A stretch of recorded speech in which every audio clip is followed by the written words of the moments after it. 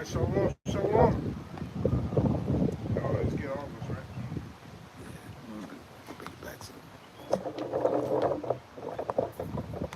All right. The brothers of the camp of Charleston are back again another week to prophesy the downfall of this wicked kingdom, which is America. Babylon, the great in the scriptures.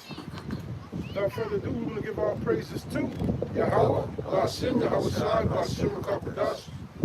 All right, we give double honors to the apostles and the elders of Great Millstone who rule well. Peace and blessings to the brothers pushing this truth throughout the four corners of the earth. And shalom to the brothers and sisters listening and learning, man, the hopeful elect. All right. The title of today's camp is The End of All Things, man, because Esau's end is near. In the beginning, all right, which is of Jacob, that's near as well, man. When Esau, when his end comes, man, that's when Jacob's beginning is. And there's going to be no more after that. It's just going to be an everlasting kingdom for Israel, an everlasting kingdom for the people of the Lord, man. Slovakia.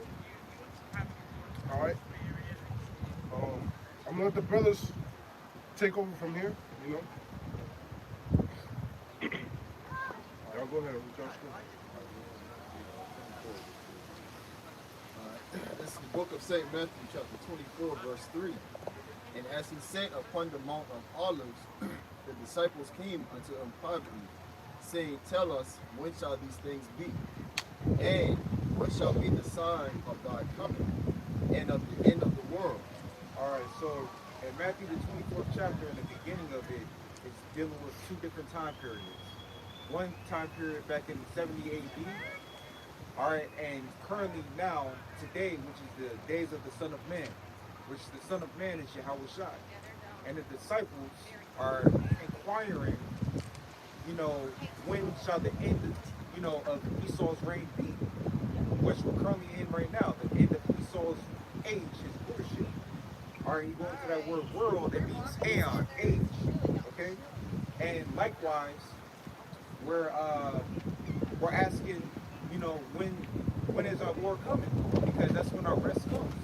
If a brother can get real quick, 2 Ezra chapter 2, verse 13. If a brother got the apocrypha. Because we're hating, I'm gonna let the scripture, you know, speak for itself. So 2 Ezra 2, verse 15. 13.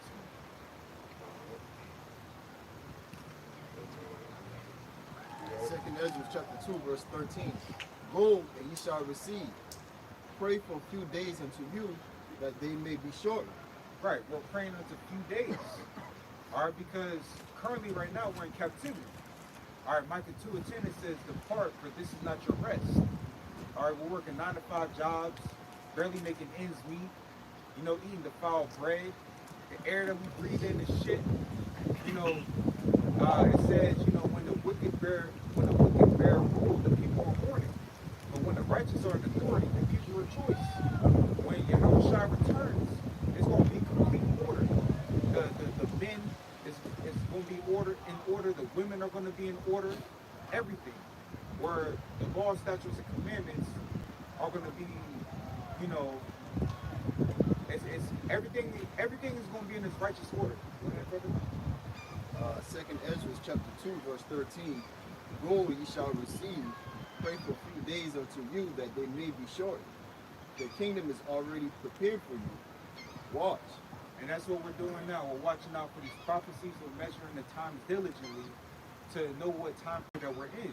And all the signs, the tokens, point that we're at the end of Esau's reign. It's bullshit. All right? World War III, rumors of war is in the talk right now. But as the elder apostles on down have explained, World War III is not going to happen before Revelation 13 to 16 is implemented. All right, the subdermal implant. All right, so we're waiting for that to come to pass. And you got different, countries that are getting rid of cash and ATMs and stuff like that. You know, so that's what we're waiting on right now. But there's many more prophecies that have to come to pass before the end and Yahweh Shai returns. All right? You got something? All right.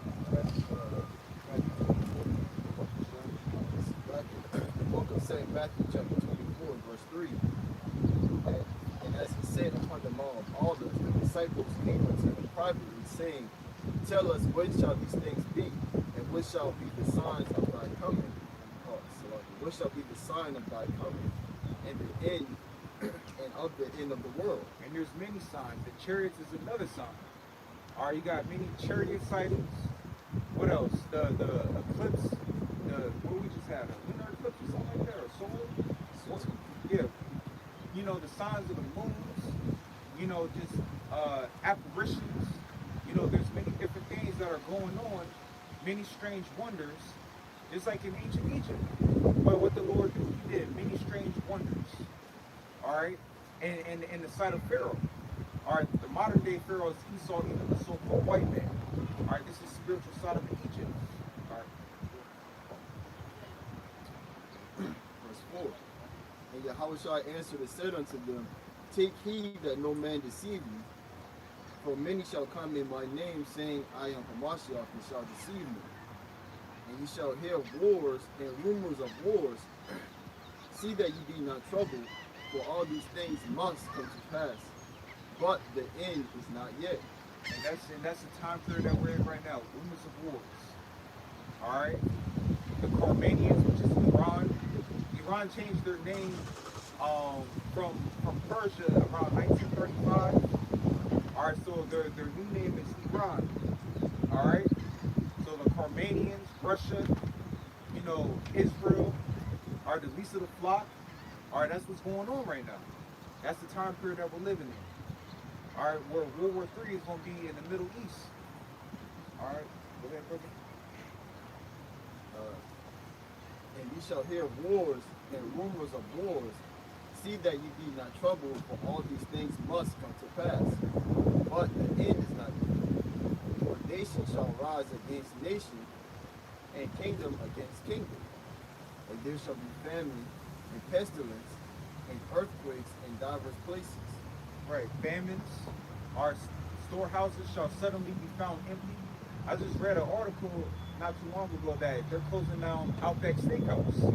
You know, all these different companies are filing for bankruptcy. All right, so you know, there's going to be a major food shortage. All right, just like again, you know, the time of ancient Egypt, where you had the what was it, the 7 years of plentiful, and then you had the 7 years of famine. All right, so that's the time period that we're living in. You know, pestilences. It says earthquakes in diverse places. That's all happening right now. All right. Yep. Of course, people can't say now because they have the abundance of food. But Americans, they can't even go 24 hours without eating. Even got commercials, like Snickers commercials, they're not using your hunger. People get just a little hungry for a couple of hours. They're not even acting themselves anymore. They start acting out of character. And that's just a couple of hours. So imagine going days or even weeks without nothing to eat. You will die or you will have crazy. People don't know how to manage their really anything, their eating habits or anything that they so in this time period when there's famines and all types of other calamities happening around you, people are going to be losing their mind, acting out of character. That's how we know that neighbors against each other. All right, you could have friendly neighbor joking down the street. Every time you see a dog down the street, you always talk. He asks you why you want to get you probably think your friends. And that day, man, it's going to be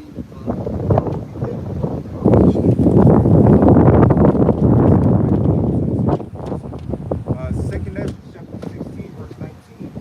Behold, famine and plague and tribulation and anguish are sent as scourges for women.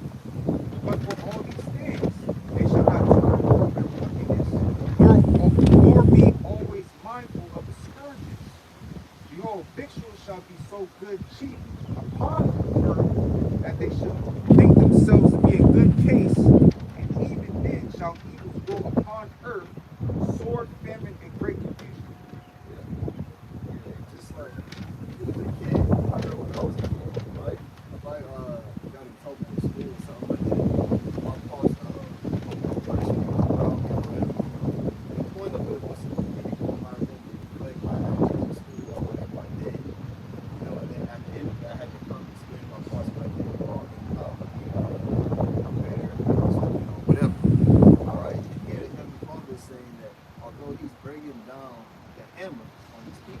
it's still not going to make their ways and actually be like, damn, what am I doing wrong? Let me adjust or let me, get right. Let me get myself right.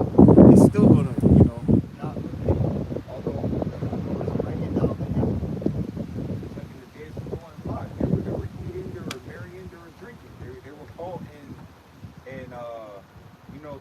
the bread and circus acts. That's the day. Jake is caught up. What's going on right now? The NBA playoffs. All right, you got you just had the Ryan Garcia and Devin Haney fight. Jake don't give a fuck about what's in the news, man. You ask Jake what's going on in the news, they don't know what's going on, man. They're just clueless. All right, they commit adultery. They thinking about getting this money, the next vacation. They don't care what's going on in the prophecy. That's why the Lord, like the brother said, as a father, a father chastening, his kids, so he can, make a better decision. But 2/3 of our people, they're not worried about that. They're lost in the sauce. They care about the cares of this world. So it's gonna catch them as a thief in the night. I think we get First Thessalonians 5.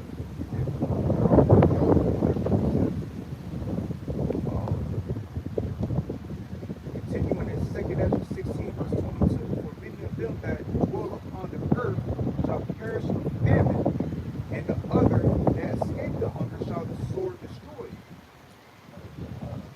I believe what's with this did how you escape one peril and then another peril overtakes you.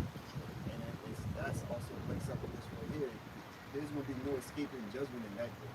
And even if you escape or you think you escape one judgment that the Heavenly Father had you escape, guess what? It's going to be something else lined up right around the corner. In other words, there's no outrunning the Heavenly Father. All right? It's just something like it's going to take you out. Whether it's ultimately Bibles missiles or even before that, you might not even make it to it. All right? You might get caught up in a sugar, or you might die in a car accident, you might be whatever. You might starve to death.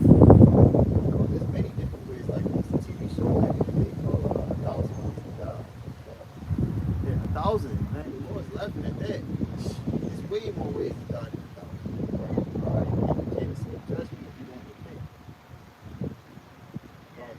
So this is the first precept the brother brought out. It says 1 Thessalonians 5:1. It says, but of the times and the seasons, brethren, you have no need that I write unto you. For yourselves know perfectly that the day of the Lord so cometh as a thief in the night. For when they shall say peace and safety, then sudden destruction cometh upon them, as travail upon a woman with child, and they shall not escape. But ye, brethren, are not in darkness, that the day should overtake you as a thief. Right, we're not in darkness. All right, we're very well aware of what's going on. Like the scripture says, a prudent man foreseeth evil. All right, a wise man. All right, it says, what else? Be ye circumspect. All right, the spirit of Yahweh Bahashim Shai. We have that spiritual optic. All right, these prophecies, what time period that we're living in. So we're not in darkness. All right. Verse 6. Therefore let us not sleep as do others, Right. but let us watch and be sober. For they that sleep, sleep in the night, and they that be drunken are drunken in the night. But let us who are of the day be sober, putting on the breastplate of faith and love, and for an helmet, the hope of salvation. Now, one thing I learned just recently, about being the children of the day, man. Yahushua, he was a child of the day. And it goes back into the way that the Lord made the times. The Lord made it from the beginning. Now he made the lights on the earth, right? He made the lights in the heavens, the sun, the moon, all right? He made the stars, the lights, they're for signs and for seasons. And after the winter solstice, which is the darkest period of the year, where there's more night than day, right? There comes another eclipse, not an eclipse. I'm forgetting what it's called, man. Equinox. There comes an equinox. They call it the spring equinox, and that's the time that Yahushua was born. And the spring equinox is when the day it not overshadows, but overpowers the night, man. And that's what we're built up in, man. That's what this ministry is built up underneath. All right, when the light overshadows the night, when it overshadows the darkness. So that's what we're supposed to be. We're supposed to be in the light all the time. All right, we're supposed to be telling the truth, be about the truth, and be about the Lord, Yahweh Bashmi outside all day and all night, man. You know, the night. All right, people take breaks in the nighttime, man. People do mischievous, wicked works. We knock those men as we've been changed and transformed into new individuals, right? First, we learned this new word. The word newly as born again brothers, and then we teach this word because we've been built up and we build up other brothers. That's the mission of the ministry when it comes to Yahweh Bashim Al-Shah, man. And it's built up in the daytime. It's built up for us to do it in the day. Because in the night, no man can work in the night. But it be the wicked. All right? Let me continue. Let's see what it says. I'll read it again.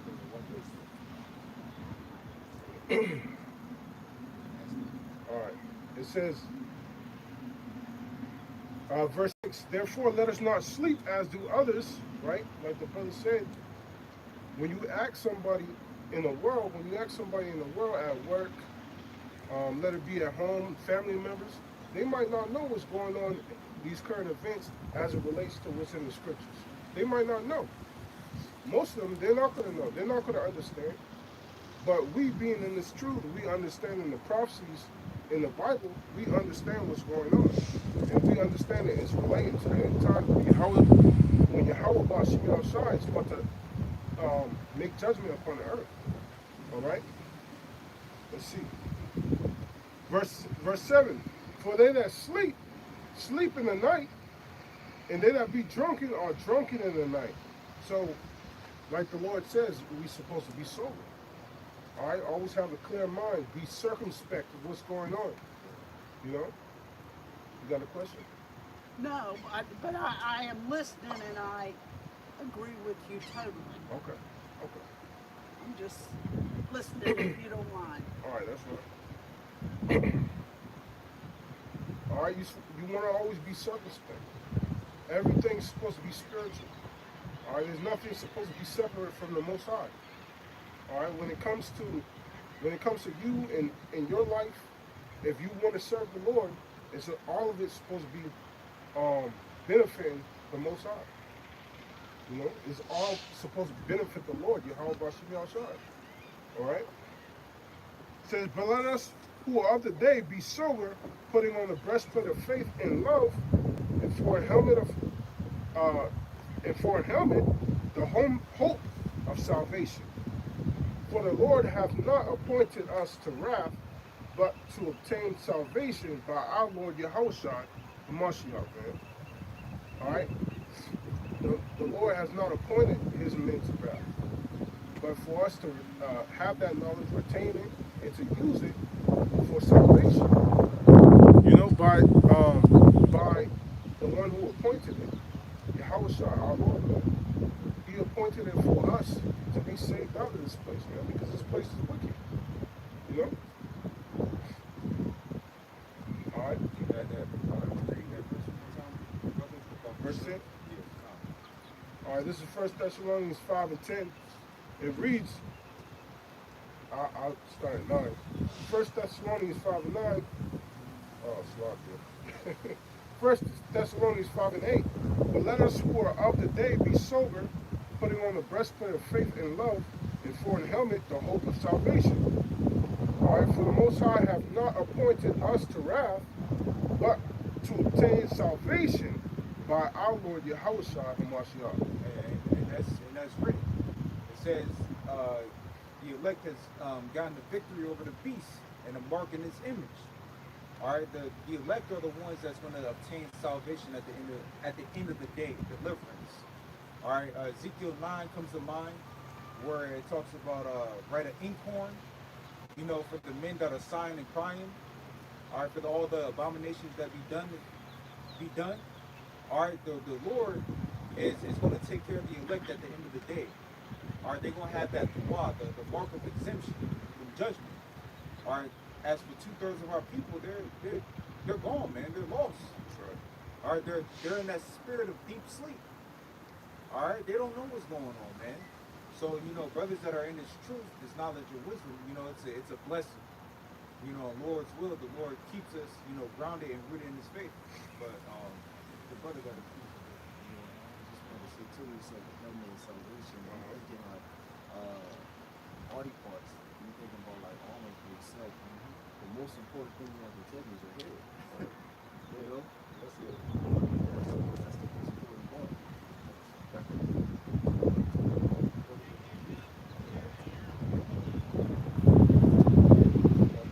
This is the book of St. John, chapter 9, verse 4.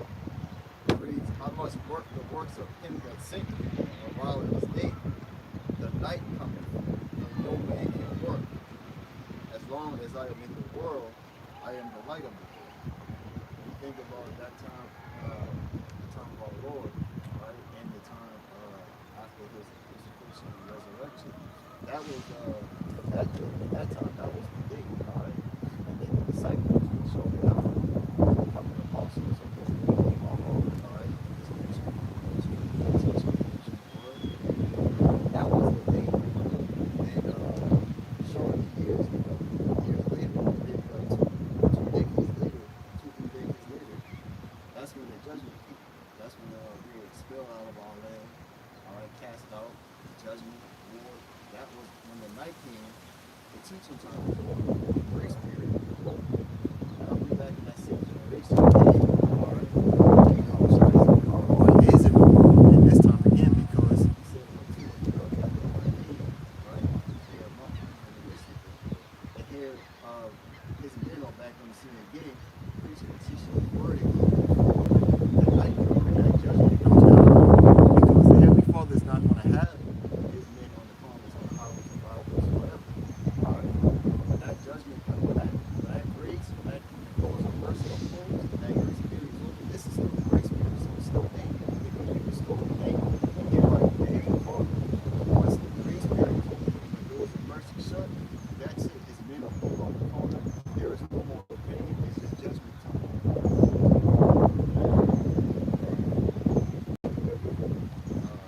This is the book of St. John, chapter 9, verse 4. And it reads, I must work the works of him that sent me while it is day. The night cometh when no man can work. That's right. All right. You can't work. You can't work in the nighttime. All right. When nighttime comes, it's judgment time. It's the time of judgment when the Lord's going to judge the world. All right. That's when nighttime comes, man. When the doors of mercy are closed, you can't work in that time. You gotta work in the daytime, right? And 2/3 of Israel, right? They don't love the Lord's word, man. They don't love the Lord's word.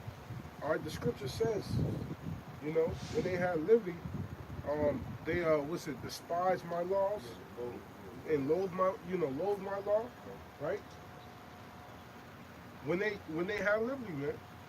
So the 2/3 of our people, they're gonna hear this word and they're gonna reject it. But ultimately, we understand that the Lord is rejecting them. All right, because they want the spirits that were there with the Lord from the beginning, and it's a big deal for us. You know, it's a gift for us, man. You know, it's a gift for us if we make it to the end. And then we were those first spirits to be with Yahushua in the beginning, man. We helped create the worlds, and that's what we want to hear. All right, in the end of this thing, that's what we want to hear. That's what we want to know. If we were the first spirits to create the worlds with Yahushua, man, Was we always loyal to Yahweh Shai, to the Lord? You know? We want to be those men. But you can't do it. You can't do it when judgment comes, man. And that's Israel's perspective, not perspective of things, but that's how Israel always did things. When judgment came, they want to bow down, you know, they want to get on their knees and bow to the Lord and say, Lord, save me out of this predicament, but not knowing, not really understanding that the Lord brought them upon them anyway. So now you want to be obedient to the Lord and tell him and ask him to get you out of this trouble, but that's the judgment he brought upon you. And he was so merciful at the time, he brought that judgment and then took it back. You know? And now this time, hey, the Lord's not bringing judgment and taking it back, man. He's bringing judgment and he's destroying this whole place. America, Babylon the Great will be uninhabited, man. They will be destroyed utterly. It's going to be a crater in the earth. You know? So when those doors of mercy close, they're going to close. So you got to work in the daytime. You can't work in the nighttime. All right? And I got something else. This is the brother pointed out Amos 5. All right?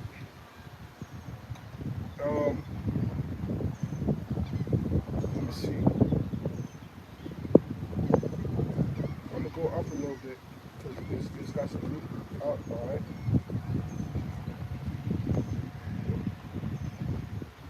All right, because it's concerning Israel. It's concerning Israel. All right, I guess I'll start at 11.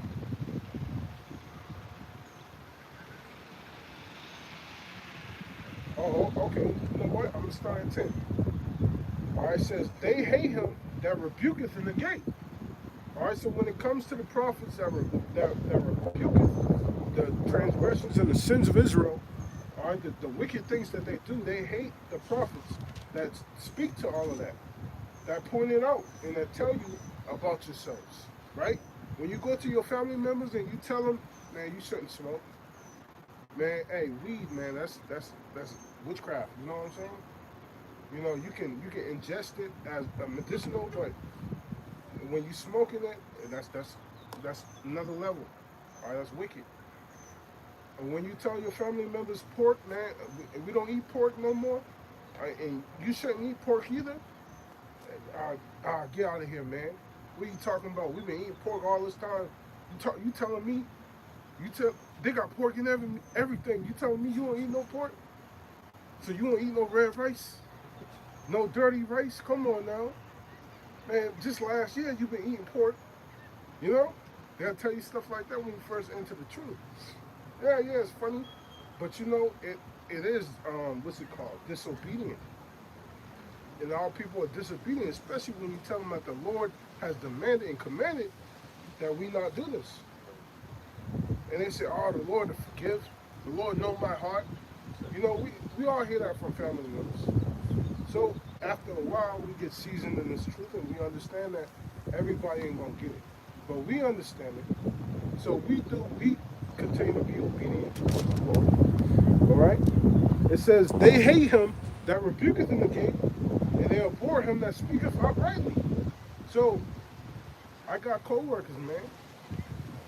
You know, there's one particular, you know, every time I'm speaking uprightly, speaking things, hey, you know, you can do it this way, you don't have to do it that way. You know, oh man, that, you know, fuck that bitch shit, man. You know, that's that he be saying you too nice, man. You too nice.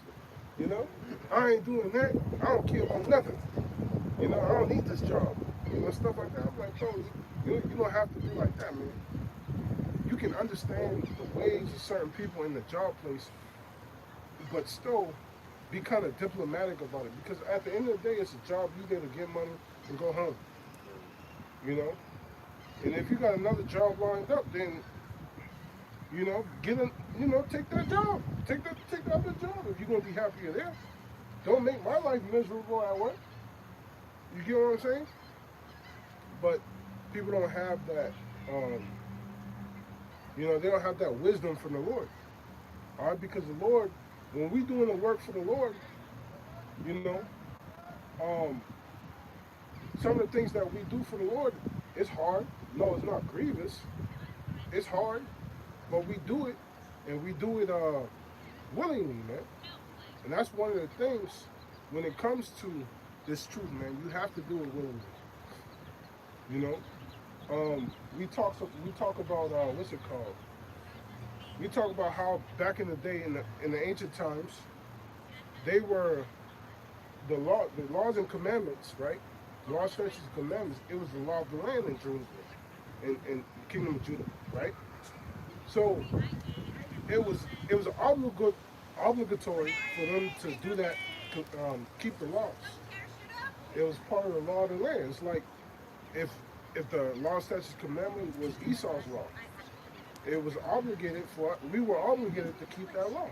If we didn't keep the law, we would be put in jail. But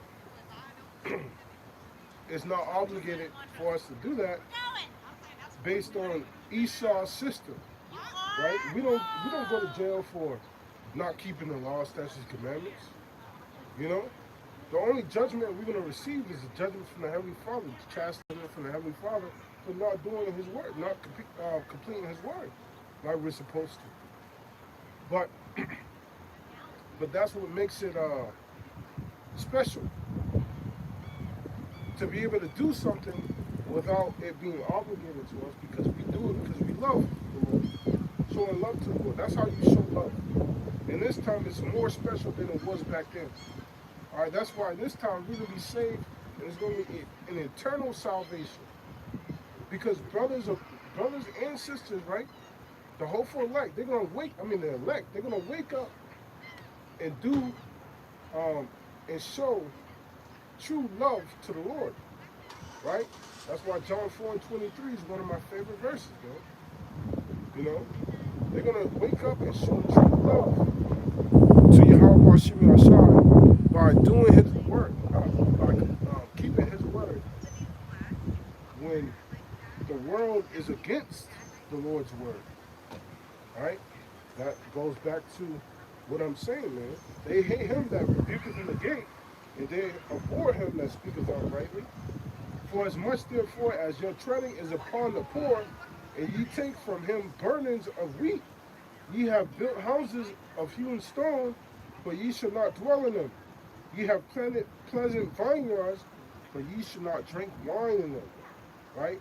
You do all this labor, but because it wasn't in a good spirit towards the Lord, and the Lord's going to take that away from you. All right, for I know your manifold transgressions and your mighty sins, they afflict the just. And some of these things that the people do, right, they afflict us because we see it and we're like, man, this is a bullshit, man, this is abomination. We hate that, you know? They take a bribe and they turn aside the poor in the gate from their right. Therefore, the prudent shall keep silence in that time, for it is an evil time. Seek good and not evil, that ye may live. So the Lord,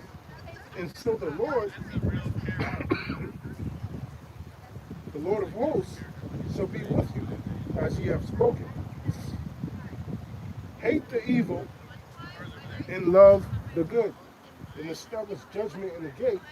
It may be that the Lord, Yahweh of hosts, will be gracious unto the remnant of Joseph, right? All right, Joseph. Who was Joseph? Joseph was the high priest, right? Well, he was a ruler after Moses. No, that was Joshua. Oh, yeah. Joseph was one of his sons. Oh, he was one of his sons. He was one of the 12 sons. Yeah, that was Joseph. Slack. I'm tripping. I'm thinking of Joshua. But yeah, Joseph was one of the 12 sons. So, therefore the Lord of hosts, the Lord saith thus, dwelling shall be in all streets, And they shall say in all the highways, Alas, alas, and they shall call the husbandmen to mourning, and such as are skillful of lamentation to wailing. So this is the judgment that the Lord has proclaimed over Israel. At this time it was Israel, but we know right now, I mean, at that time it was Israel, but we know in this time it's talking about all of Israel. All right, at that time it was just the northern kingdom. All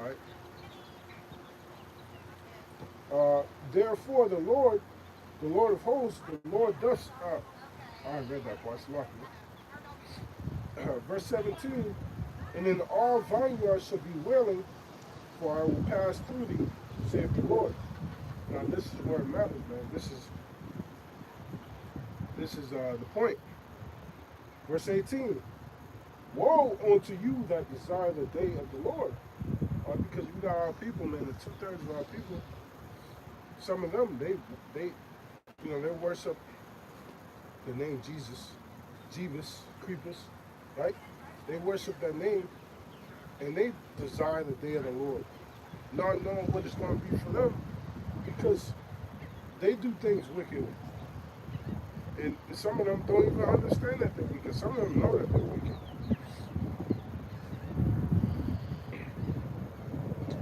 A lot of them are bugged out, man. So we got a lot of our people, man, they desire the day of the Lord.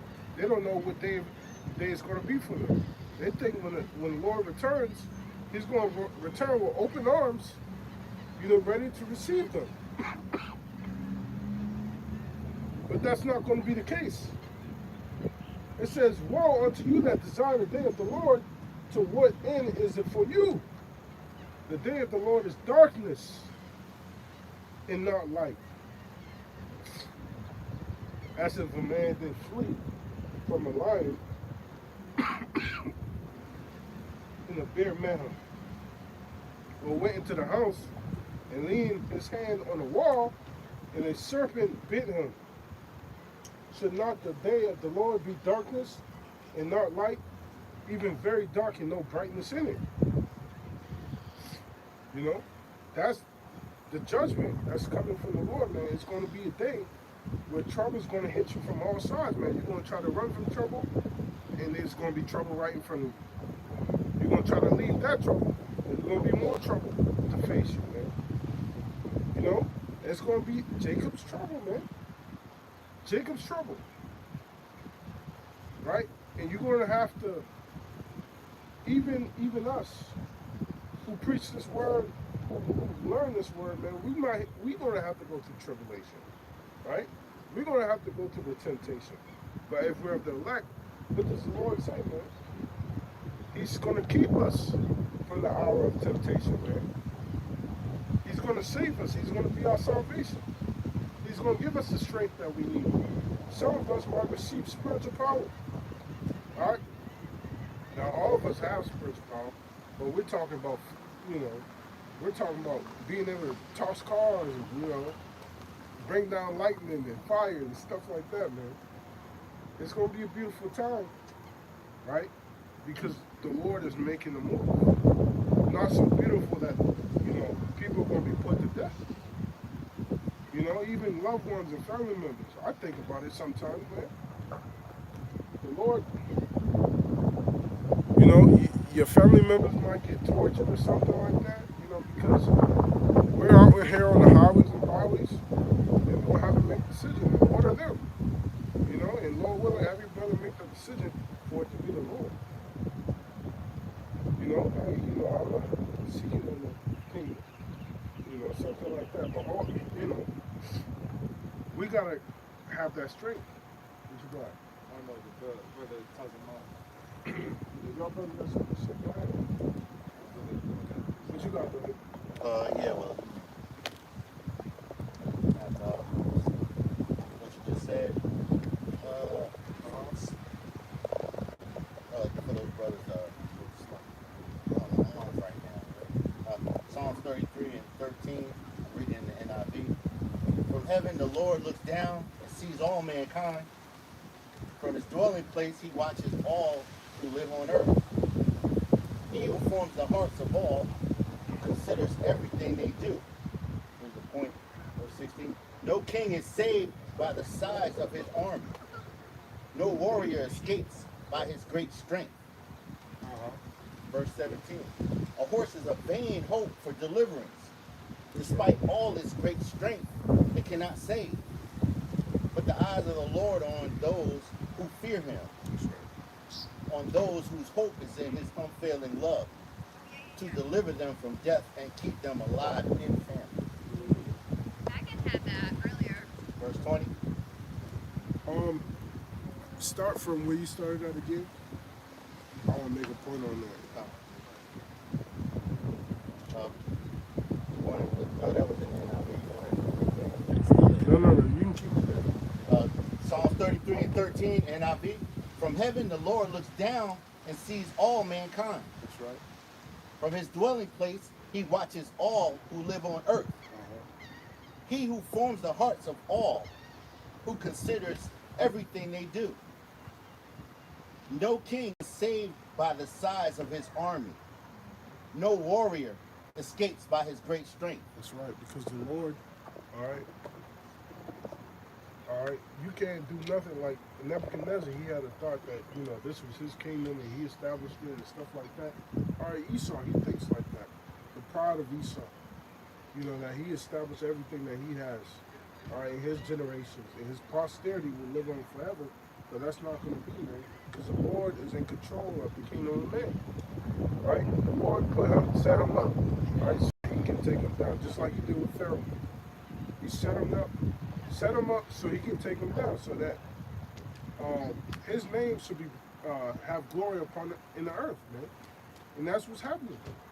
And first, glory must be his glory is going to be through his men, his prophets on the highways and byways, and then his servants, his elect, and then the whole world's going to see his glory when he brings down the mightiest man in the world, Esau Edom. When he brings down the mightiest nation in the world, the USA, man. And he's going to do it via their allies, man, and via the foot of the beast, which is Russia. All right. So, go ahead, Al. Psalms 33 and 16, NIV. No king is saved by the size of his army. No warrior escapes by his great strength. A horse is a vain hope for deliverance. Despite all its great strength, it cannot save. That's right. You can't run from this, man. All right, you can't run from this. You can't outpower what's coming. You can't outbox the Lord, man. The Lord is coming. He's sending his missiles. All right, he's sending his he's sending his arrows, man. All right, and it cannot be turned away. All right, he's not going to turn it back. He's not going to repent. Right, and they're not going to turn back. They're going to hit his target, and this target's going to be the wicked of this people, man. All right, America, Babylon the Great. All right, the wicked 2/3 of our people. All right, and everybody else. I got some people I work with. Some of them are Russian, man. Well, one of them is Russian. But I'm like, fool, you left Moscow to come here to be destroyed? To be destroyed in America, Babylon the Great. He's like, well, they have the war in Ukraine. I didn't want to join the army. I'm like, fool. I'm like, you're going to get destroyed here, man. In my mind, I'm like, you're going to get destroyed here. You're just running from judgment. You can't run from judgment. Out of the pan and into the fire. What's that? That's out of the pan into the fire. Yeah, you like a crab that jumped out of the pot, that landed on the eye. Come on now. I seen a crab like it was like a bonfire or something like that, or a beach fire, and the crab just ran into the fire and burnt itself alive and cooked itself. That's what he did, man. I'm like, bro, you from Russia? You should have stayed in Russia. I asked him where exactly he was from. He's from Moscow, the capital. I'm like, really? I mean, but that was, the Lord set it up for him to come here. But it's going to be ironic when his own nation sends missiles to destroy him. It's going to be funny as shit, man. You know? But go ahead, brother. Verse 18, but the eyes of the Lord Yahweh are on those who fear him, on those whose hope is in his unfailing love, to deliver them from death and keep them alive in famine. Verse 20, we wait and hope for the Lord. He is our help and our shield. In him our hearts rejoice, for we trust in his holy name. That's right. That's right. Right. True salvation comes from the Lord, man. It's not coming from anywhere else. Not coming from Esau's system and how you can, gather great wealth and stuff like that. It's not coming from Esau's wisdom and his witchcraft over chemicals and all that stuff like that. But it's coming from Yahweh Shah via the scriptures, man. That's where it's coming from. All right, and we study these scriptures, we meditate on them day and night. We get to a certain level with them, man. And we keep growing in this thing, right? So that we can receive salvation of the Lord via our understanding that we have. Because if we understand a certain thing, we understand that we gotta do one thing to be saved.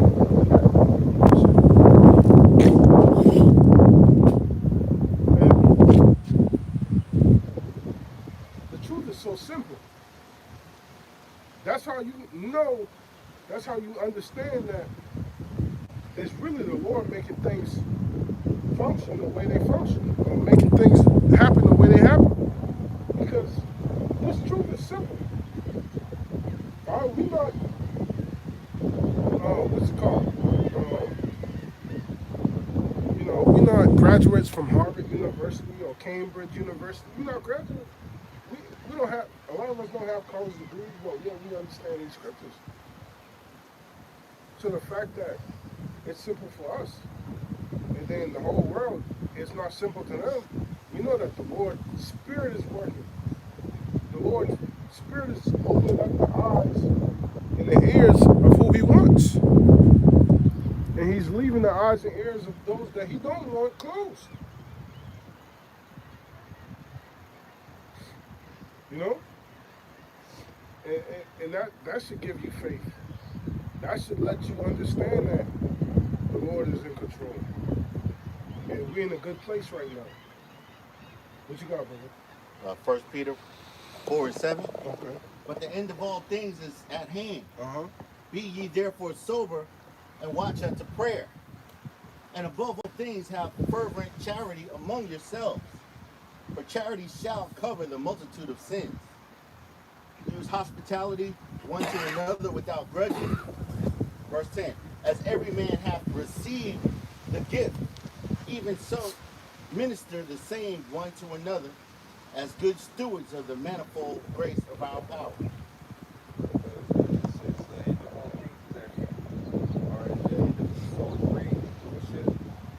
The end of our suffering, our captivity. All right, again, Jake, they think they're in paradise because they work a 9-to-5 job, they smoke their marijuana, they drink Coronas, they go on vacations, they, do as I will spirit. But that's a false, what is it? A false facade, an image. All right, we're not free here, man. We're not free. We're still in these fleshy bodies. We're truly not going to be free until Yahweh returns. When he delivers us. All right, so what does it say in Deuteronomy 28th chapter? No man shall buy or sell you, something like that.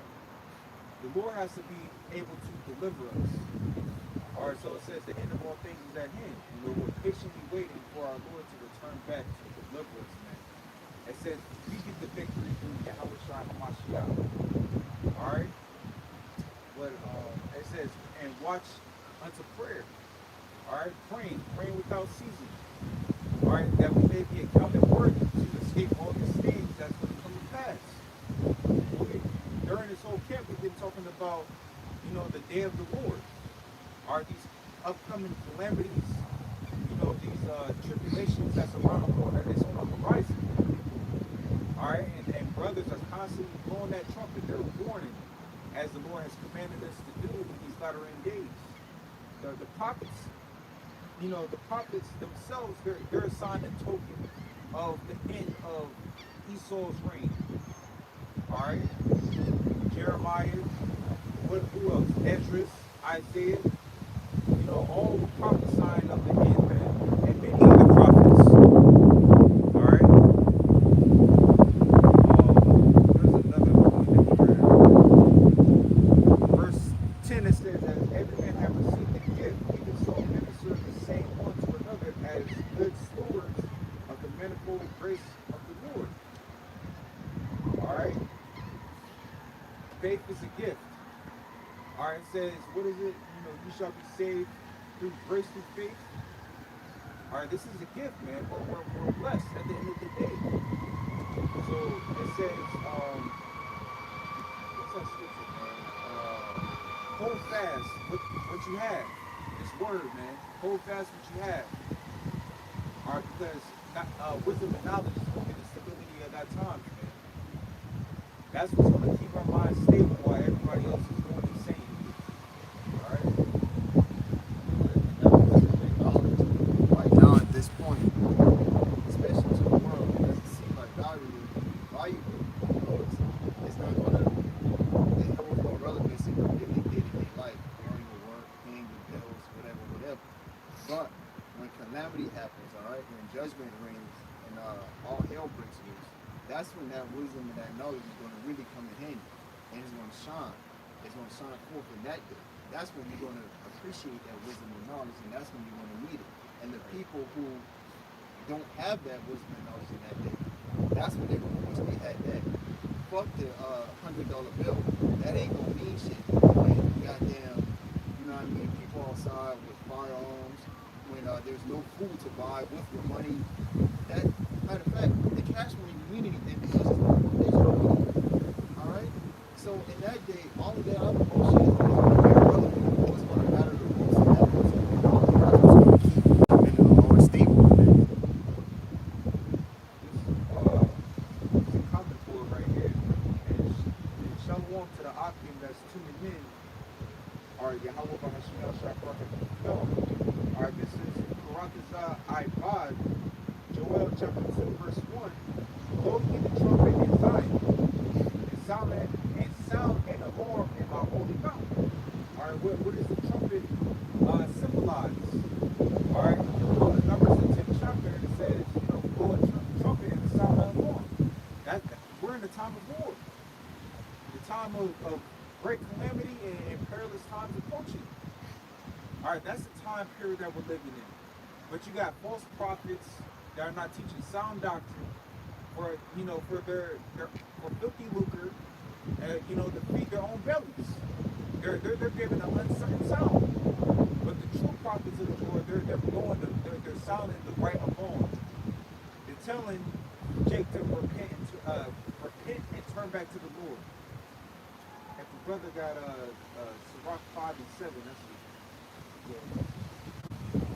It says, let all the inhabitants of the land tremble, for the day of the Lord cometh, for it is nigh at hand. All right, the day of the Lord is nigh at hand. All right, blessed is he that readeth, Revelation 1:3. That's the scripture that we come on. Blessed is he that readeth, for the day of the Lord is nigh at hand. Paraphrase. All right. No, it's just Joel 2 and 1. All right, this is Joel 2, verse 2. Actually, I'm gonna start back at 1. The water to the brother. All right. It says, blow ye the trumpet in Zion, and sound an alarm in my holy mountain. Let all the inhabitants of the land tremble, for the day of the Lord cometh, for it is nigh at hand. A day of darkness and of gloominess, a day of clouds in a thick darkness, as the morning spread upon the mountains, a great people and a strong, there have not been ever the like, neither shall be any more after it, even to the years of many generations. Right? And what's coming, right, is Jacob's trouble, man, and it's going to be a great judgment upon America, Babylon the Great. That's going to destroy this place. But for the people that dwell here, it's going to be unlike anything that's ever been upon the earth. Right? It's going to be unlike anything that's ever been upon the earth. And you think of all the tribulation that has went on in our generations. Think of 70 AD. Think of the Spanish explosion. You know, I don't think we ever did a video on the Spanish explosion, but there was a Spanish and Portuguese explosion around 1491, right around the time King Ferdinand and Queen Isabella took over Spain and Portugal. They took it over from the Moors. And when they took it over, they expelled the Moors, right? They called them Moors, but what they really were, they were Jews. They were of the 12 tribes of Israel, most likely Judah, Benjamin, and Levi. Right? There were some, how would I say it? There were some Ishmaelites mixed in. There were some Hamites mixed in, but it was mostly Judah, Benjamin, and Levi that dwelt in the land of Portugal and Spain at the time. Right? Then there was Israel and Scotland and Ireland and Britain as well, you know, and a lot of them, I would say, the ones from Spain and Portugal, they definitely got expelled and sent to the Isle of Grenada, right, which is right next to the west coast, which is an island right off the west coast of Africa. Right, they were sent there, and they'll tell you that the Jews that were sent there, right, they disappeared. They must have got attacked or killed by the people in the west coast of Africa because they were never seen from again. No, they are the people of the west coast of Africa, man. That's the Jews that were sent there, man. You got the people of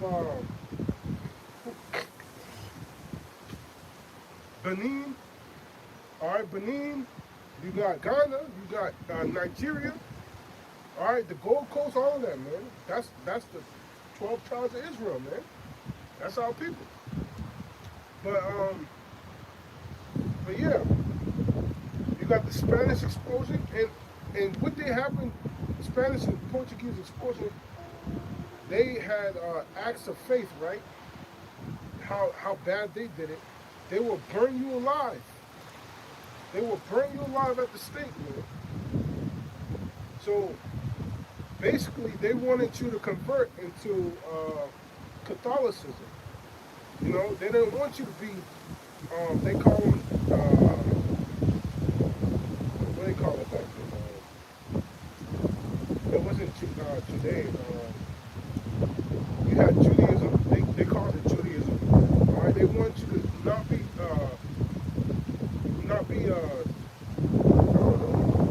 how you say it?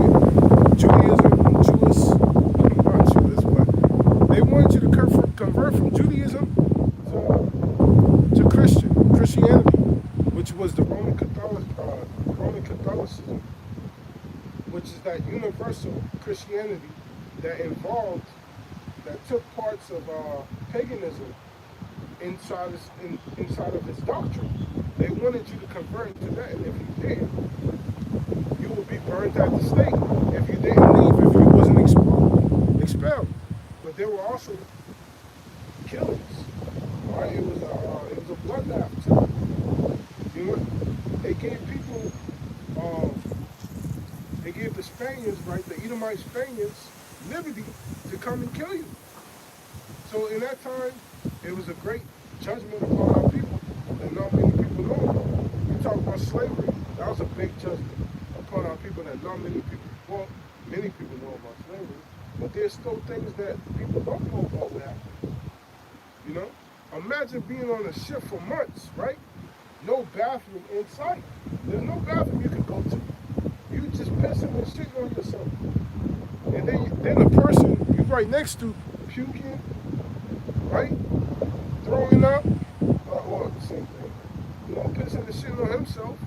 And then, you know, a person next to you, he might have died on the other side. He might have died. You like, you know, you going through hell.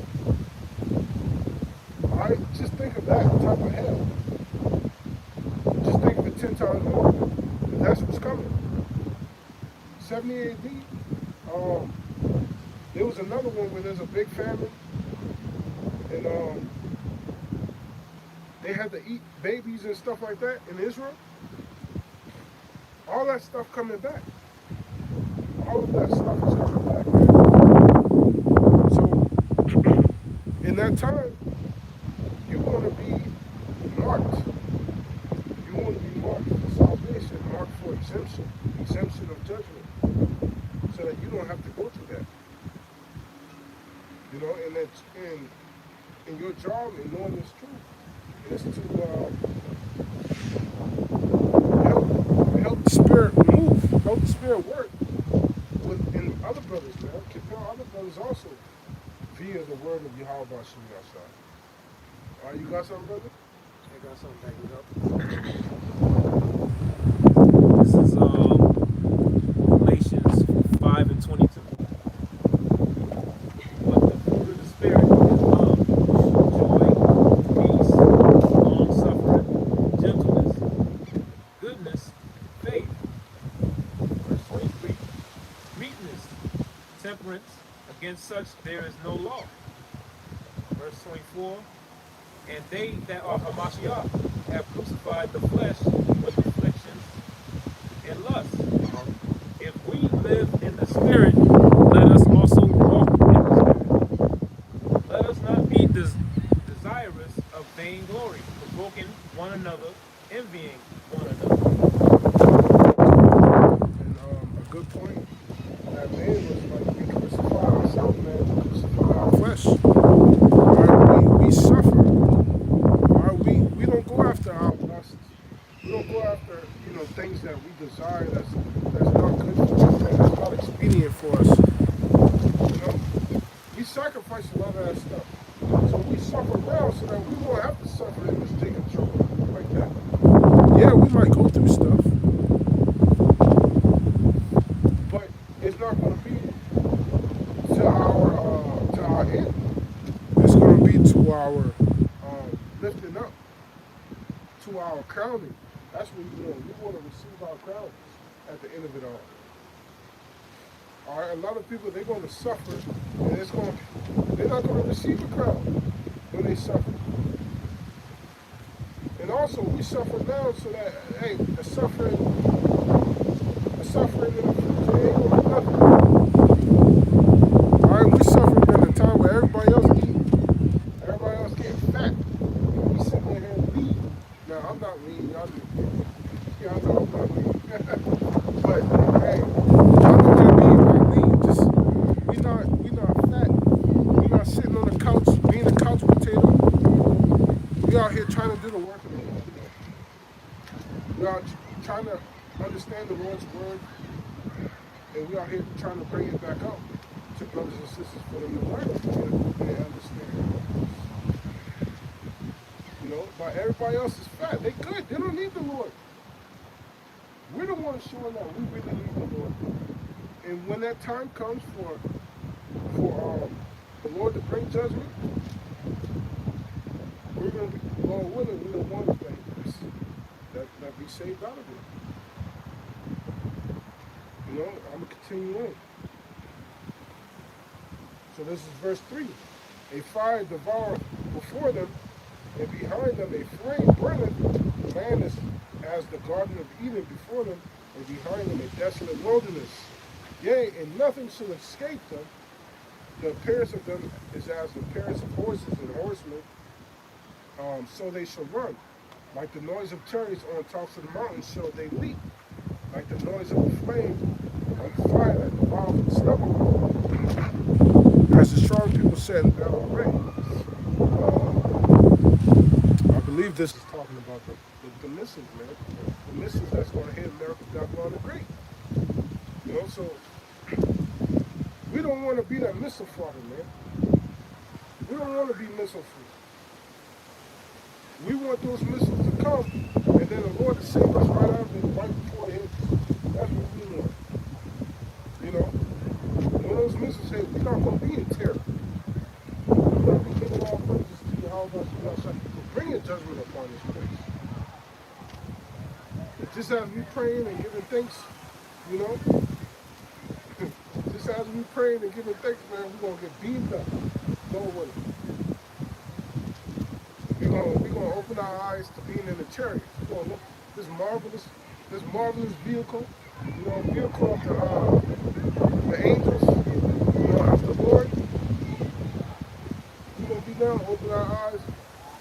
We're gonna give thanks and praises to the Lord. And then the Lord's gonna say, the Lord's gonna point, I guess, whatever, or the angel's gonna point and look at the screen. And you're going to watch America turn into a lake of fire, man. Jeez. Damn.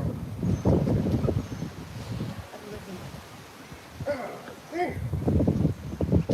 Look at that, man. What is that? You know, hey, we ain't gonna do nothing but praise the Lord after that. You know? The Lord's going to give us our new body. We're going to come back down to the earth. Maybe a month later, who knows? And put people in captivity. That's how it's going to happen. And we're getting close to that time. We're getting very close to that time. I don't even think we got 3 years left. At the rate these nations are going, I don't even think we got 3 years left. How Iran is rising up now. Because Iran, they was getting pumped. You know, all the things that was happening in Iran and they didn't do anything back. But now they attacked it, and they sent a slurry of missiles towards Israel, man. And it don't look like they're gonna stop. Like they did like a ceasefire, you know, thing where the UN came in and was like, you know, this shouldn't happen and stuff like that. But it's not. No. If Israel keeps attacking Iran, which they're going to keep attacking Iran, then Iran's going to attack back, and this thing is going to get full blown, man. They lucky Iran right now isn't part of like a pact with Russia, saying that if you get attacked, we're going to jump in. But that's all it takes. That's all it takes for Iran, Russia, Ethiopia, Sheba, Sudan, Syria. I said Syria, but Libya, to form a pact. What's going on? Oh, to form a pact and say, listen, if one of us gets attacked, then all of us gets attacked, and we're going to war. And that may happen soon. You want to say something? I don't think they did yet say that Iran was attacked by Israel that didn't happen, but I think they did say that if Israel received help from America, that they would back Iran. Oh yeah, like Russia is like that big brother. If one of you jump in, I'm gonna whoop your ass. You know? That guard. Hey, ain't nobody but to jump my little brother. You know, it's a one-on-one thing. You know, that's it. Hey, right, That's that guard. yeah, the guard, man. He's gonna be a guard onto them. You know? As long as it's one-on-one, hey, we can keep it like that. But if it becomes something else now, we're gonna have to jump in.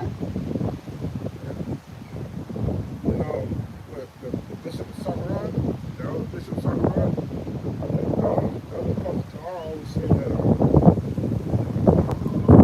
other Bishop Sakaran calls puttings, like putting in work. Puttings, man. So we can get that, man. Brother can do the second Amos, 15 and 3. So 2 Ezra chapter 15, verse 1.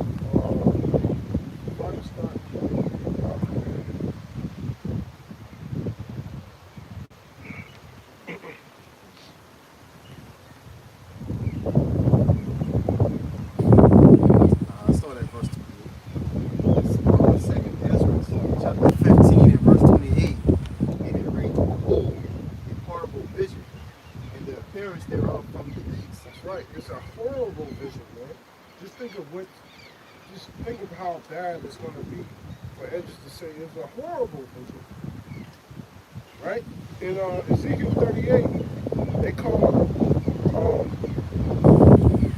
it an evil thought, right? An evil thought would enter into the mind, right? And this one is called a horrible vision. All right, just think of what's going on. Now, we spoke about it earlier this week, but we're going to bring it up. Okay? Second Ezra chapter 15, verse 28.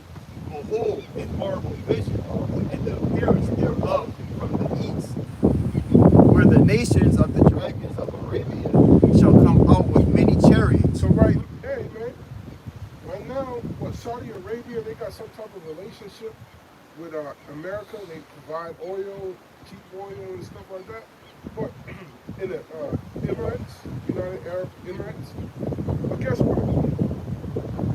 I think it was a year ago, maybe a year or two ago,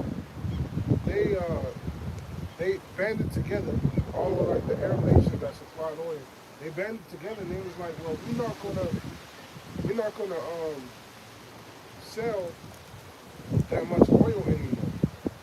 We're gonna kind of lock down our oil and not sell as much anymore. And then parts of like the Western world, they had a problem with it. It was all, that's why a lot of prices went up when it came to gas and stuff, and diesel and stuff like that.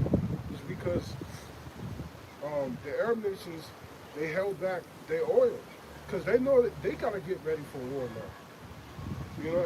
They're not about to give you all their oil, their cheap oil. No, they're gonna make it benefit them.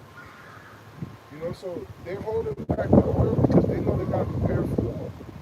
So it says the dragons of Arabia, right? We know that Ishmael was a wild man, and they're gonna be wild. They're gonna come against America. Right now, they got like kind of like basically what's it called? Like a commerce agreement where they do commerce with each other. They do business here and there. But they don't really like America. They like Russia. So they're going to band with Russia. They in the East, too. So they're going to band with Russia. America, I don't know what America's thinking about Saudi Arabia and these other nations, the other Arab nations, but they're not going to come and help out America in those situations. They're going to be enemies to America that will bring. And no, that does not mean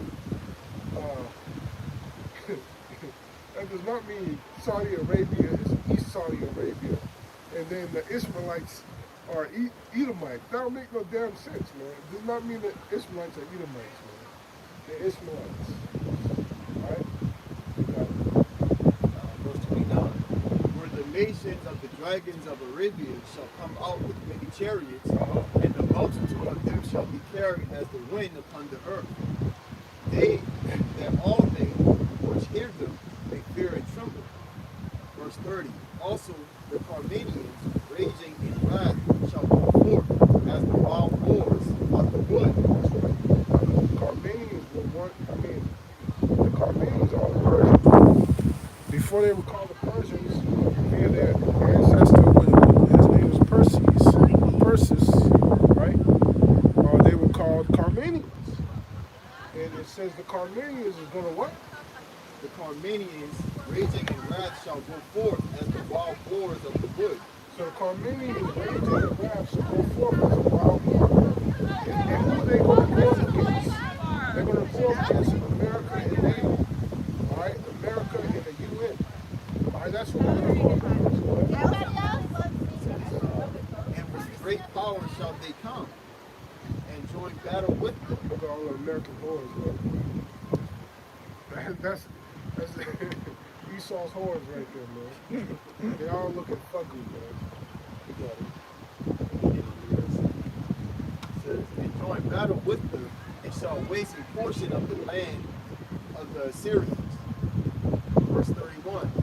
And then shall the dragons have the upper hand, remembering their nature, and they shall turn themselves, conspiring together in great power to persecute them. So why is it saying they're remembering their nature, man? So right now, these dragons, which is the Ishmaelites, man, they're docile right now. All right, they're underneath Islam. You know what I'm saying? They got like a docile mindset, but they're gonna remember their nature as a wild pagan, wild man. You know, because that's what they want. That's what they were. They worshiped many gods before Islam, and they were wild people, man. You know, horses in the desert and shit like that, man. Those guys, they're robbers and thieves. Thieves. That's what they were, and they're gonna come back to who they were. There's a scripture in the Bible that says, "He who deceiveth, it has not been no. He who spoileth, it has not been spoiled." Can y'all brothers get that? Because it's referring to America, Babylon the Great, right? Because this is what the Ishmaelites is going to do to America, Babylon the Great. All right? America, Babylon the Great has spoiled everything. They spoiled all the nations, especially Japan, man. They dropped those bombs in Hiroshima and Nagasaki. They spoiled parts of Russia and Poland, right? Because Russia's army was destroyed. I can't remember the number, but I think it was tens of millions of people were destroyed in World War II.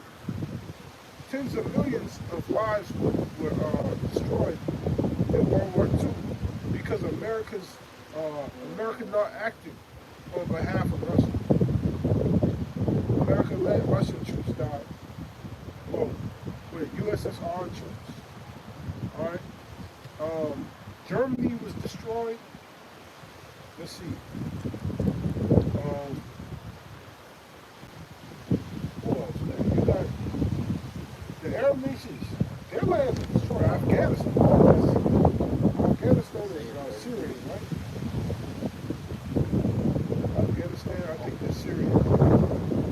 Is it right next to Iraq, right? But you got all these Arab nations who are sick and tired of Esau. Even though some of them are ruled by Esau's evil, because he infiltrated their nations.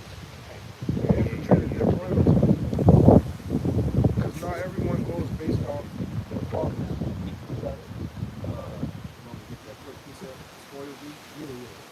This is Isaiah 33:1. Woe to thee that spoilest, and thou wast not spoiled. That's right. Woe to thee that spoilest, and thou was not spoiled. All right, who's that? It's America. It's Esau. Go ahead. And dealest treacherously, and they dealt not treacherously with thee. And how many treaties has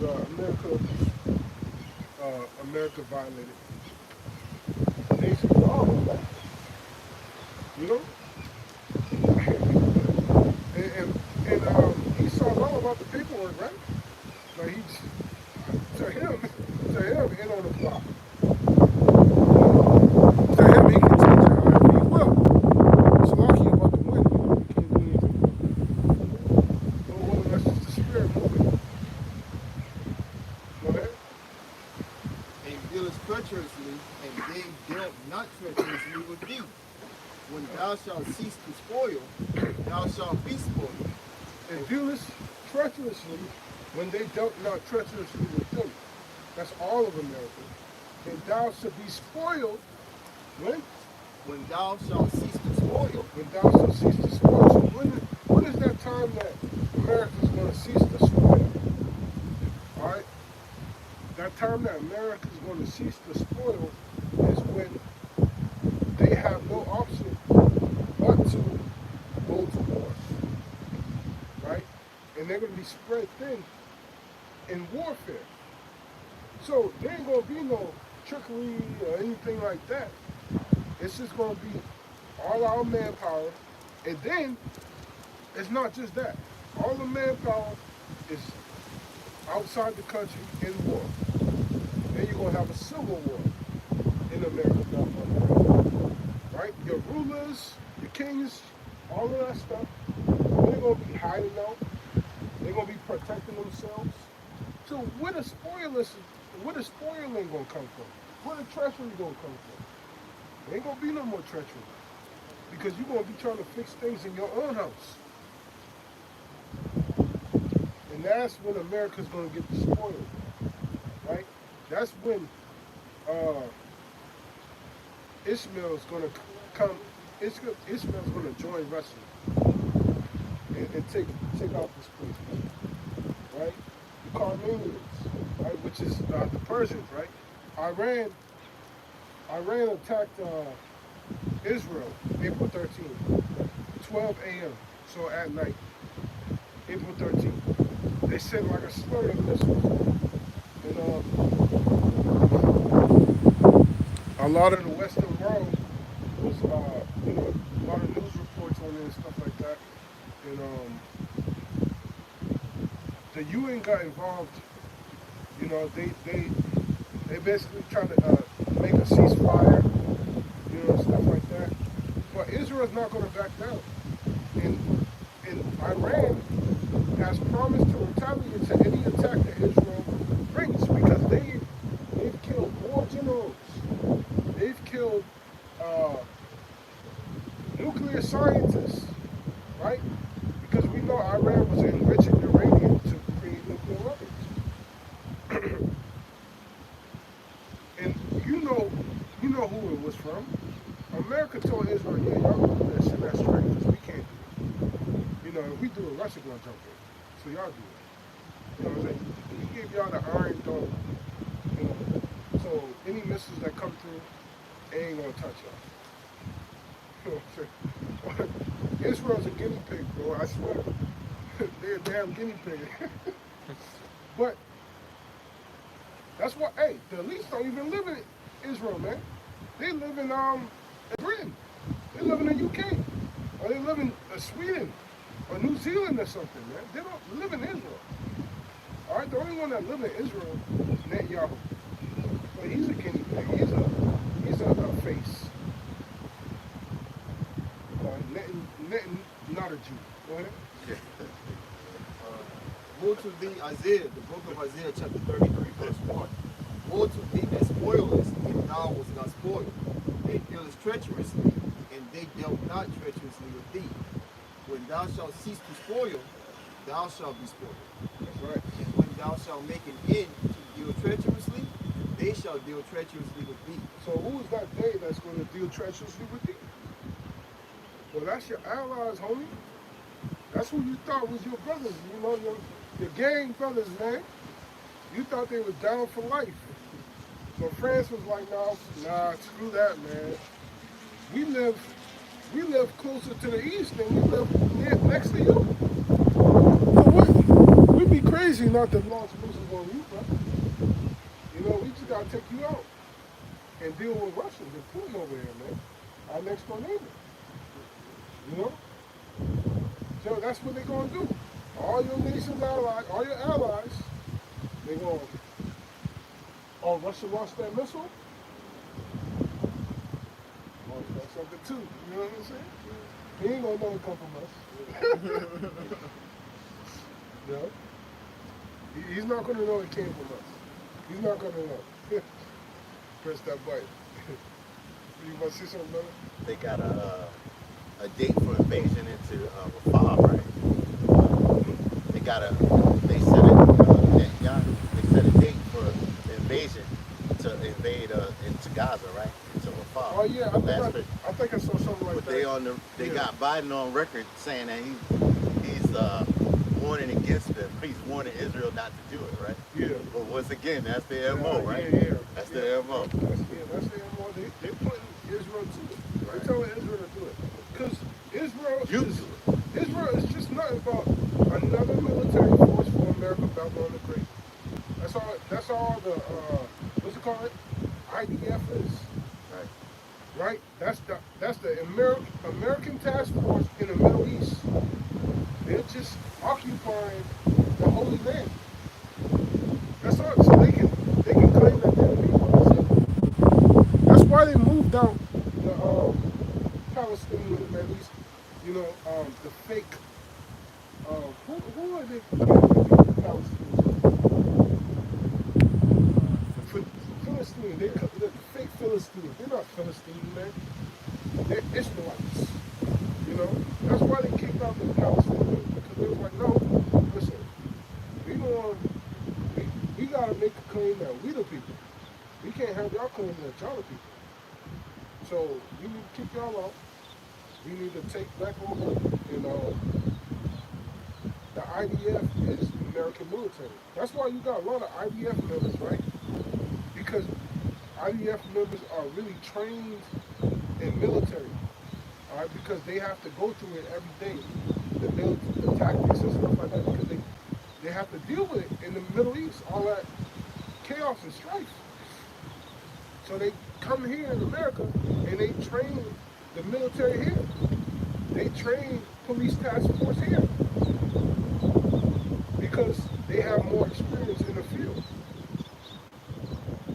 So you wouldn't do that if it was like normally, France ain't gonna come to America and train Americans, right? Even though they somewhat they allies, right? But Israel do it. That's because Israel ain't. It's called the State of Israel. Y'all get it? The State of Israel. It's the 51st state of America. You know?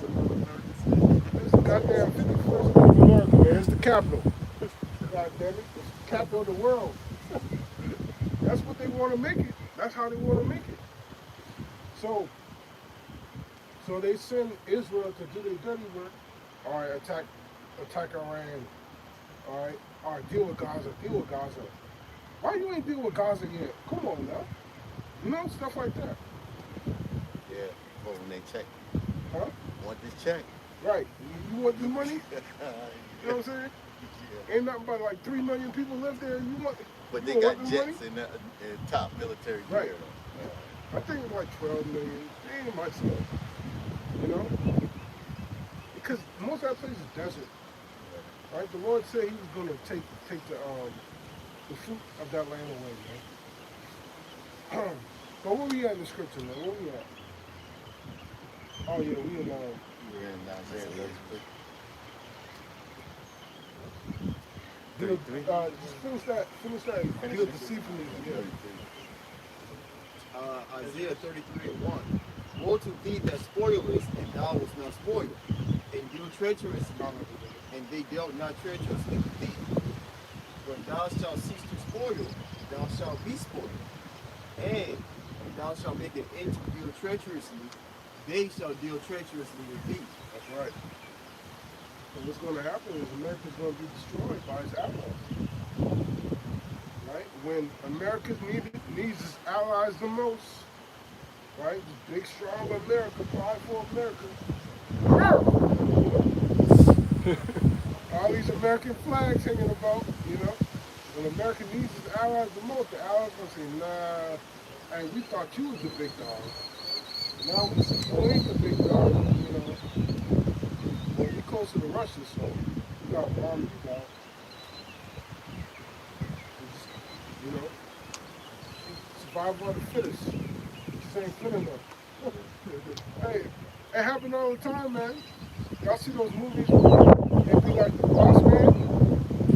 Then a new boss man come along and, you know, he's got all the leverage in the society and stuff like that, leverage in the city and stuff like that. And then the little guys underneath can't eat. So they're like, man, we gotta put you out and get underneath him. That's what they're gonna do. But the Lord's gonna destroy it all, man. He's gonna destroy all of it when He comes. And America, they just gonna take America out just because, you know. They roll over Ain't no quick. army's gonna come. Ain't no army's gonna be equipped enough to handle the how about you outside with these. I mean, they're not equipped enough to handle him now. It's going to be beautiful. It's going to be a beautiful place. And Lord willing, there's a way we're going to get to see it. Georgia, 20%. Okay, yeah, that's good. Just press OK.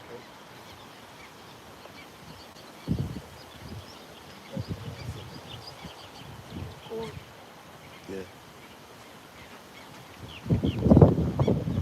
Back in the book of Second Ezra, chapter 15, starting back at verse 30. Also, from any raging in wrath shall go forth as the wild boars of the wood. So the Persians, they're going to be going forth as wild boars, man. That's how they're going to fight. And a wild boar, how a wild boar runs, man, that sucker's going head first into everything. Head first into everything. You know? You got it. It says, and with great power shall they come and join battle with them, and shall waste a portion of the land of the Assyrians. They shall waste a portion of the land of the Syrians. Now, who's the Assyrians? Who's the Assyrians that started? Is the Syrians in Assyria? Or is it, no, you know, is it the Syrians in Syria? No, it's not the Assyrians in Syria, right? Is it the Assyrians from ancient Assyria? No, it's not the Assyrians from ancient Assyria. It's America, Babylon the Great. Man. It's from one place of captivity to another.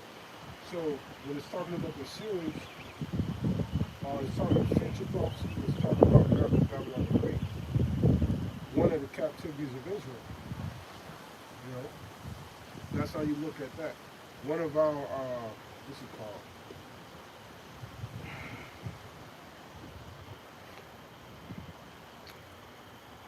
One of the rods that the Lord used against us.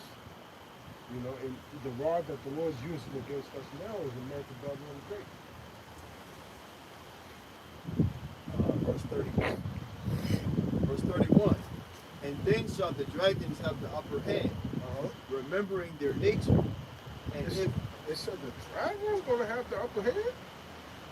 The dragon's going to have the upper hand in the Middle East now. In the Middle East, it's going to be Assyria. No, it's going to be Iran. And these Israelite nations that's going to have the upper hand over America. You got it? And then, 2nd Ezra chapter 15, verse 31. And then shall the dragons have the upper hand, remembering their nature, and that they shall turn themselves, conspiring together in great power to persecute. Then these shall be troubled, led, and keep silence in their power, they shall flee. And from the land of the Assyrians shall come, verse 33, and from the land of the Assyrians shall the enemy besiege them, and consume some of them, and in their hosts shall be fear and dread, and strife among their kings. Behold, clouds from the east, and from the north unto the south, and they are very horrible to look upon, full of wrath and storm. They shall smite one upon another, and they shall smite down a great multitude of stars upon the earth, even their own star, and blood shall be from the sword unto the belly. That's it right there. Yeah, man, it's going to be a great battle in the Valley of Jehoshaphat. It's going to be a great battle, and it's going to look like, it looks like America, Babylon the Great. Via prophecy, America, Babylon the Great is going to suffer great losses in the Valley of Jehoshaphat before the Lord returns. And they ain't going to have the upper hand. All right? Can we get in their fight? You know, they were in great fear, but their fight. Let's get that because that happens right after. So you got the Valley of Jehoshaphat. You know, we always talk about what we always talk about. Russia coming up against America, right? Via Ezekiel 38, we always talk about that. We don't talk about Iranians and Israelites as much, right? And then we're going to end it off with Yahushua returning to the earth. All right, showing great power to destroy these nations' army gathering together to fight against the Lord's army. Right? Can we also get the dragon in his army fight against Michael and his army? Can we also get that? Alright? All right, go ahead when you got it.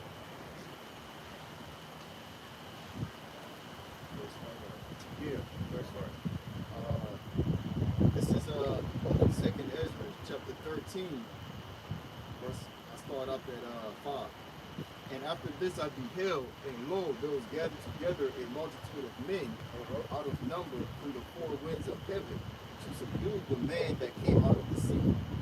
But I beheld, and lo, he had created himself a great mountain, and flew up upon it. All right, that mountain is what you call a chariot, man. It's what we call a chariot.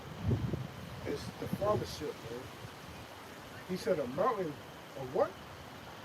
Said, but I beheld, and lo, he created himself a great mountain, and flew up upon it. But I would have seen the region or the place where out the hill was graven, That's right. and I could not. Yeah, you would. All right, because it didn't come from this world, brother. It was otherworldly. That's what Edris was saying, man. This mountain that he's flying upon is otherworldly. I would have seen it. I haven't seen anything like that. Go ahead. And after this I beheld, and lo, all they which were gathered together to subdue him were sore afraid, and yet durst fight. That's right. So they were gathered together, man, to subdue him. To subdue the Lord, to fight against the Lord, man. They were afraid. Every one of them were afraid, but they were given a command, right, to fight. And the Lord put the spirit on them to try to fight. Go ahead. And lo, as he saw the violence of the multitude that came, he neither lifted up his hand, nor held sword, nor any instrument of war. But only I saw that he sent out of his mouth, as it had been a blast of fire, and out of his lips a flaming breath, and out of his tongue he cast out sparks and tempests. That's right, man. It's not easy for the Lord. You didn't have to lift up a finger. All right? You didn't have to lift up a sword. Right? All right? He was zapping people. He was fire. He was casting fire upon people, man. All right? He was destroying all these nations on just ease, pure ease. You got it. And they were all mixed together, the blast of fire, the flaming breath, and the great tempest, and fell with violence upon the multitude which was prepared to fight, and burned them up every one, so that upon a sudden of an innumerable multitude, nothing was to be perceived, but only dust and smell of smoke. When I saw this, I was afraid. That's right. Even Edris, he was afraid. Because he saw how terrible it was, that their judgment was. When he saw it, he was like, you know, I wouldn't want to be up against the Lord. I wouldn't want to be up against that guy. You know? You know? It's better to be with the Lord than against him, man. Much better. What else we got? Revelation 12 and 7. All right, speak up. Revelation 12 and 7. And there was war in heaven. Michael and his angels fought against the dragon, and the dragon fought in his angels, and prevailed not. Neither was their place found any more in heaven. That's right. So it also tells you in Revelation that there's going to be a fight. There's going to be a fight in the sky, in the heavens, if you want to say. All right, Michael and his angels and the dragon and his angels. Now, this dragon is referring to Esau, Edom, and these nations, man. These nations that's coming against the Lord, right? And mostly the dragon being Esau and Edom's nations, right? It could be Russia, it could be Israel, it could be France, all right? And it's coming against Yahweh Bashar and Lord of hosts. And Michael being the captain. All right, you know he's going to be commanding angels, chariots to put in work. Right? And the scriptures tell you that the dragon is not going to win. And what's going to happen? it says, and prevailed not, neither was their place found any more in heaven. Neither was their place found anymore in heaven, man. All right, Esau, Edom's going to be put down. All right, he's going to be put down for good. All right, hey, another thing, he's never going to fly in the sky again. He's never going to fly in the sky. Go ahead. What are they talking about? What do you mean? The same, the camps that's with that doctrine right there. About him flying again, coming back. Esau's not going to be, Esau's not coming back. Yeah, this kept the same thing. Like They got some doctors out there, some camps talking about it, right? Oh, After 1,000, yeah. Oh, talking about, after 1,000 years. Yeah, it says never again, right? Yeah, those camps off, man. Because they don't really have true understanding of the scriptures, right? They don't understand the words, right? Because they weren't taught proper from their leaders.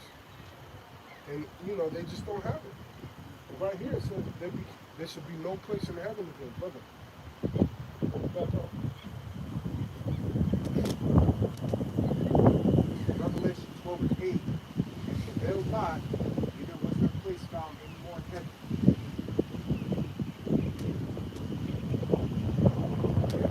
That's it. Neither was their place found any more in heaven, man. So they're not going to be flying in the skies again. They're not going to rise up again. All right, Esau is going to be forever put down after this, and he's going to be the bottom. He's going to be the bottom two in the earth. Every nation is going to be above Esau Edom. There's no way he's going to come back up again. All right, the other nations won't even let him. They're going. You getting proud, Esau? What's wrong with you?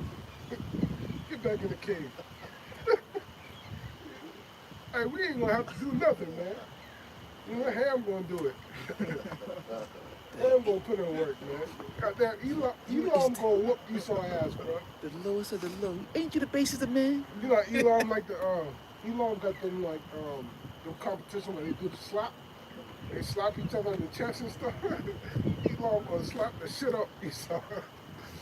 Gonna slap him dead in the chest, man. Get back down, bro. You tripping. But yeah, man. It's gonna be a beautiful time. It's the time of our salvation. All right, let's get 2 Ezra 6. All right, let's get 2 Ezra 6 and 7, man. This is the book of 2 Ezra, chapter 6, verse 7. Then answered I and said, what shall be the parting asunder of the times? Or when shall be the end of the first and the beginning of it that followeth? He said unto me, from Abraham unto Isaac, when Jacob and Esau were born of him, Jacob's hand held first the heel of Esau. For Esau is the end of the world, and Jacob is the beginning of it that followeth.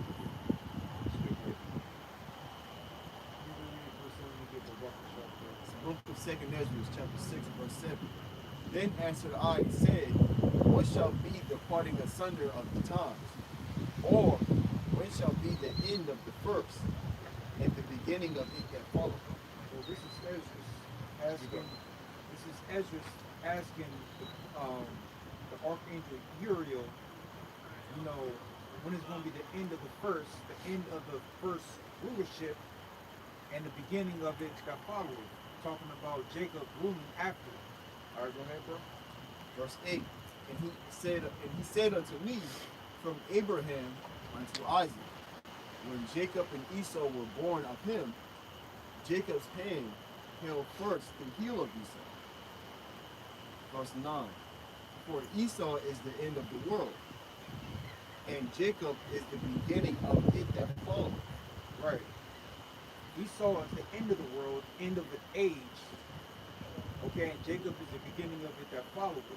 Esau represents the profane outside the temple. All right, Jacob represents the holy. All right, when Yahweh Shai returns, it talks about in Isaiah the 4th chapter or Micah the 2nd chapter, one of the two. That actually is both because it says the same thing. Where that the mountain of Israel, Yasher Allah, is going to be the top mountain above the other mountains, where the law, statutes, and commandments is going to be taught. These other nations, they're going to have no choice but to follow our law, statutes, and commandments in the kingdom of heaven, where it's going to be rule and righteousness. All right, so again, it says Esau is the end of the world. That's the time period that we're in right now. And Jacob is the beginning of it that follows.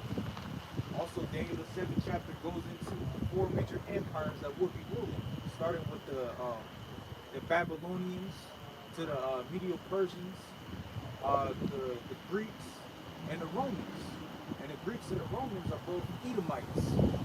All right, for vocab alone that says the Edomites are done away with. That's false. The Edomites are still here today, and they're going to face judgment and slavery in the kingdom to come. And after 1,000 years, they're going to be completely done away with. All right, but you know, Jacob is going to be the next rulers to be ruling. Verse 54 goes into more if that's fine. Jumping down to verse 54, this is 2nd Ezra chapter 6, verse 54. And after these, Adam also, who thou madest Lord of all thy creatures, of him come we all, and the people also who thou hast chosen. Right. Who the Lord's chosen people? Yasher Allah, Israel. It says it throughout all the scriptures. All right, for those, whack ass Christians that say the Lord loves everybody, that's false, man. All right, you go into that word world in John 3:16, that's the word cosmos. All right, dealing with the world of Israel.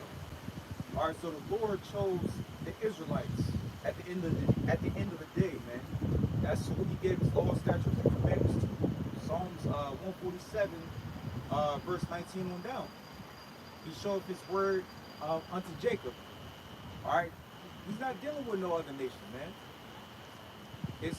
It's Abraham, Isaac, and Jacob. That's it. All right, go ahead, bro. Verse 55. All this have I spoken before thee, O Lord, because thou madest the world for our sakes. As for the other people, which also come of Adam, thou hast said that they are nothing, but be like unto spittle. Right. So you got 3 classes of men. You got the sons of God, which are the Israelites. You got the sons of men, the heathens, and the sons of the wicked, Esau. So the Lord, and that's spiritual in itself because that's 1/3. Okay? The other 2 classes of people don't matter to the Lord. The Lord don't give a fuck about them. They're nothing but spittle. All right, the Lord has, 2nd Ezra 5th chapter goes into the favorite things of the Lord. And His favorite land or favorite people is the nation of Israel. Go ahead, bro.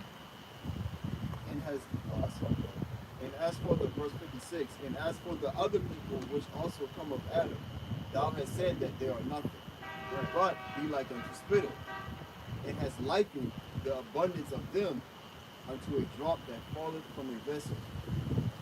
And now, O Lord, behold, these heathen, which have ever been reputed as nothing, have begun to be lords over us. And why is that? Because we were given a covenant. And the covenant wasn't at fault itself. We were at fault. Because we have the bondage of corruption. These corruptible bodies that wasn't able to keep the law, statutes, and commandments fully and completely. So what happened? We pissed the Lord off, and the Lord gave us into the hands of our oppressors. All right, currently right now, we're in Esau's hands until the Lord returns back. All right, go ahead, bro. And now, O Lord, behold, these heathen which have ever been reputed as nothing have begun to be lords over us and to devour us. But we thy people, whom thou hast called thy firstborn, thy only begotten, and thy fervent lover, are given into their hands. if the world now be made for our sakes, why do we not possess an inheritance with the world? How long shall this endure? And that's the question. How long shall this endure? Well, It's not going to be very long. Because again, we're living in a time of prophecy. These prophecies are coming to pass. Signs are being made manifest. If the brother can get real quick, 2nd Ezra 9 and 5, it says that the end is manifest. it's the book of 2nd Ezra, chapter 9, verse 5. For like as all that is made in the world hath a beginning and an end, and the end is made manifest, even so the times also of the highest have plain beginnings, and wonder, and powerful works, and endings, and effects and signs. Right. So the Lord has declared the end from the beginning. All right. Forget what this song's talking about as far as he trying to establish his kingdom forever. No, that's not going to happen, man. All right. Esau, Edom, the so-called white man, is going down, and Babylon the Great is on borrowed time. Just like in Daniel the 5th chapter, the writing is on the wall. All right, and Babylon the Great is going to be destroyed in 1 hour, man. And that's just what it is. That's all I got. All right. Give me 2nd Ezra 6 and 7. Give me that one more time. It's the book of 2nd Ezra, chapter 6, verse 7.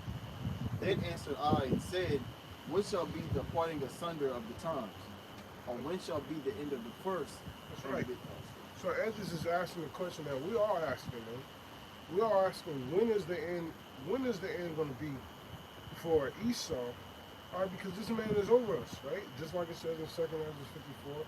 All right, these nations, they're over us. So when is the end?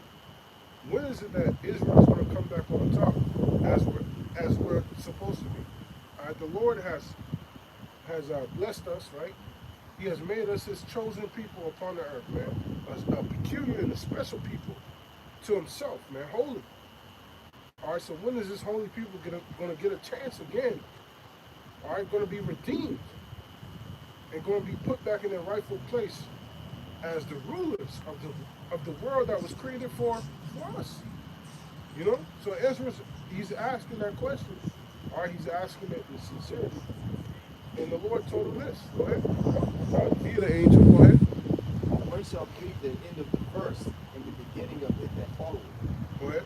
And he said unto me, from Abraham unto Isaac, when Jacob and Esau were born of her, Jacob's hand held first the heel of Esau. That's right. So when Jacob and Esau was first born, all right, they were already fighting in the womb, man. Before they were born, they were fighting. They're getting down, man. Esau, he was trying to run. That's how he got out of the womb first, because he was running from Jacob. Hey, but Jacob said, you ain't going nowhere without me. Not without me. And that was a symbol, man. That was spiritual. Hey, Esau, you can see Esau was red all over because Jacob was tagging that ass. I was just tripping, man. But yeah, hey, Jacob's getting down in that womb, man. Ain't no way. Hey, we stronger, right? The scriptures say that we stronger. What else? It says one nation shall be stronger than the other, and stuff like that. So we're stronger. So of course Jacob was beating Esau's ass. Esau got out of that womb first. He thought he was good. He thought he was good. He was like, I'm safe now. But Jacob was tagging right along. He took the heel. He said, no, you're not going nowhere without me. And that was a symbol to symbolize when Esau comes down, all right, the foot of Esau, right? What is the foot? What is the foot symbol? What does the foot symbolize, man? The foot symbolizes the end of a thing. So the foot, Jacob holding the foot of Esau, the heel of Esau, symbolized that Jacob was going to be a part of Esau's end. And then after Esau ends, Jacob's going to continue forth, man. And that's what the scripture says. Go ahead. It says, verse 8, And he said unto me, From Abraham unto Isaac, when Jacob and Esau were born of him, Jacob's hand held first the heel of Esau. For Esau is the end of the world, and Jacob is the beginning of it that followeth. Jacob is the beginning of that fall. So we in that time period, man, where Esau's about to fall. And Jacob's about to be the beginning of everything that, thereof, that follows it, man. It's going to be new life on this earth, man. The trees are going to look like new because they're going to be bigger, more vibrant. We're going to be seeing, this land be blessed, not this land, America, Babylon, the Great, but earth is going to be blessed beyond imagination, man. We will never see the earth. We never seen the earth how it's going to be in the kingdom. Leaves as big as our body, fruits as big as our body, man. Grapevines as big as a person's body, a grape the size of someone's hand. It's going to be truly blessed. What you got, brother? Oh, that was just the definition of asunder Okay. in Oxford. You got it. It's apart or divided. Similar words, apart into. So, just apart, divided. So what? And this was in Oxford. What verse did Sunday come from? He was in Second Edges. Second is which verse? 6 verse 7. All right. It says the Sunday. Yeah, verse 7. Can you read that part? It said divided. And what else? Verse 7. Then answered I, No, the definition. oh, asunder, apart, divided. Okay, card. Go ahead. Second Ezra chapter 6, verse 7. Then answered I and said, What shall be the parting asunder of the times? Card, guys. Or when shall be the end of the first and the beginning of it that That's followeth? right. When should be the dividing of time and the things are, apart, man. Where we get our separate, kingdom. When we get the rule, man. When is it that time for us? And that time is coming. So, like the elders and apostles, like brothers, always say, man, it's not the time to sleep. It's not the time to rest. All right, it's the time to go forward, get stronger. All right, be on fire, get more flame. Add fuel to the fire, man. And Lord willing, through the Spirit of Yahweh Shemi outside, every brother can, hold that weight that the Lord has put on them. And that's about it, man. That's about it. Let's get Zephaniah 2 and then we can close up with the old classic.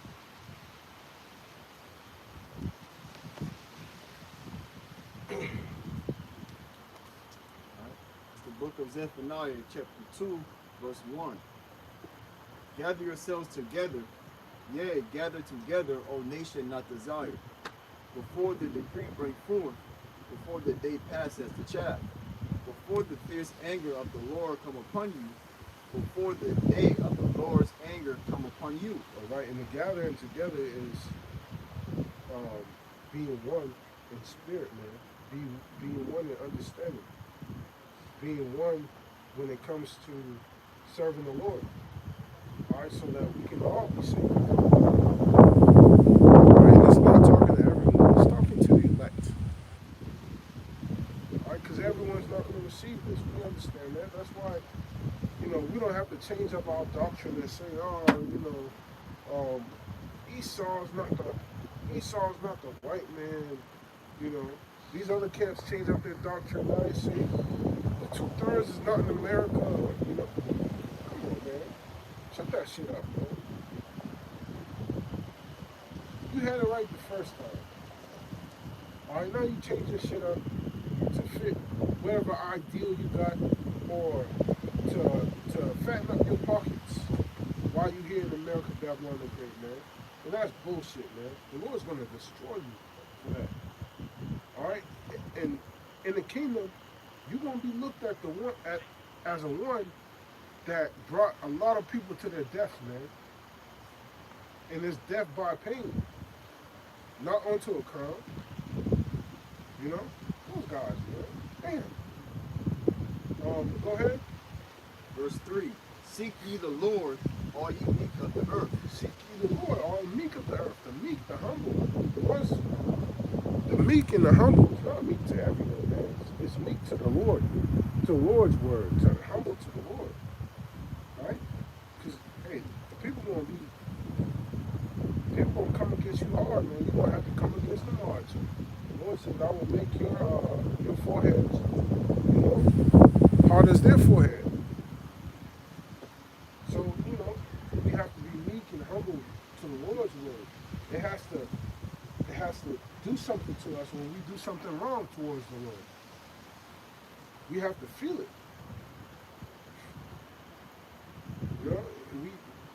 The Lord wants us to have a fleshly heart towards Him in His word. Because, in the past we had stony hearts. We didn't care about His word. We in particular, Lord willing, not us, but Israel, us. He told the prophets, prophesy not to us right things, prophesy unto us lies. You know what I'm saying? Lord willing, not us. Lord willing, we was those prophets that was being told that. And they tell us that now. But we have to turn the tables. Because Israel started this wickedness, and we have to turn the tables and be completed in righteousness. Right? It says turn corruptible into incorruptible. Alright? You got it? Seek ye the Lord, all ye meek of the earth, which have wrought his judgment. That's right. We have wrought the Lord's judgment. Right?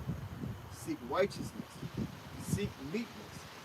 It may be ye shall be hid in the day of the Lord's anger. So when Jacob's trouble comes, when Esau kingdoms go down, we're going to be hid from that judgment, and we're going to be saved. All right, that's what we're going to be. So that being said, Lord willing, this was an edifying camp. We're going to give all praises to Yahweh, Hashem, Yahushua, Hashem, all right, the water to the brothers on the card board, the water to all the brothers and the sisters who tuned in. Yahweh Hashem, Yahushua, Yahweh Hashem, Yahushua, Barakatan, and Shalom.